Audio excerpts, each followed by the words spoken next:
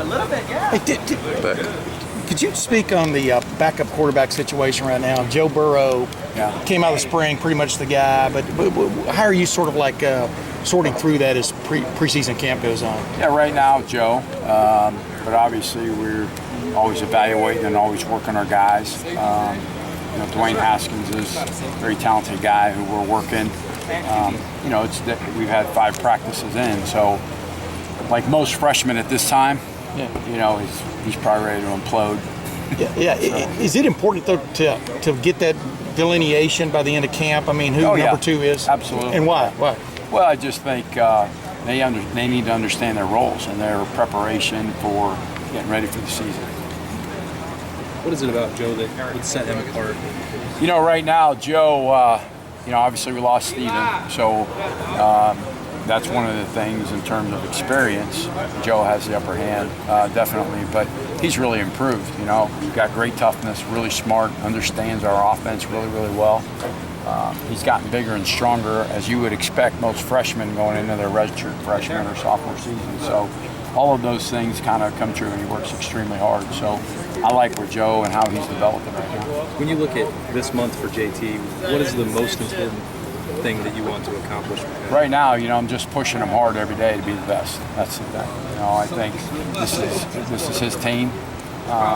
He needs to go out there and play like he's playing for the Heisman Trophy every single practice. And so we're not accepting mediocre days. We're out there pushing as hard as we can. My job to get him to that place. So. Do you talk about the Heisman with him even at this point? Or? Not necessarily, but just being the best.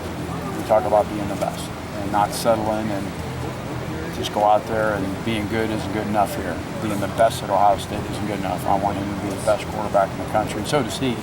So we constantly work on the things that he needs to work on, and that's what we do. Tim, when Ed moved upstairs for the Michigan game, the play calling thing seemed to get more smooth. Even he talked about that. You talked about that in the spring and stuff. What was it that clicked, you think, and how do you see that carry over into this year? We've worked together before in a similar capacity that way. Having 2 sets of eyes, guys that have been coordinators, to be able to help each other. I know Ed thinks the things that he's looking for, what we need to do, better understanding of things as the year went on. So we just had good conversations up there.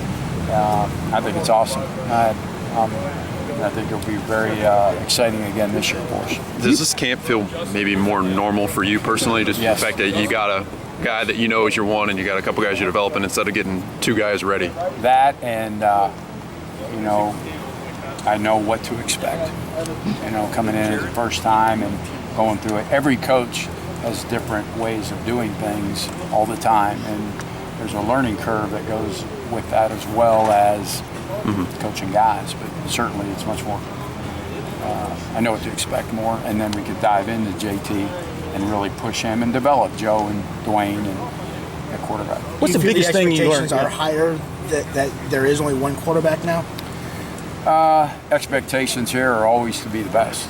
And it doesn't matter who's playing, from all the way back a long time ago, Braxton Miller, all the guys that have ever played quarterback here. You got to be the best quarterback in the country. And that's the quarterback coach's job here at Ohio State to do that, and that's what I'm trying to do. What is the biggest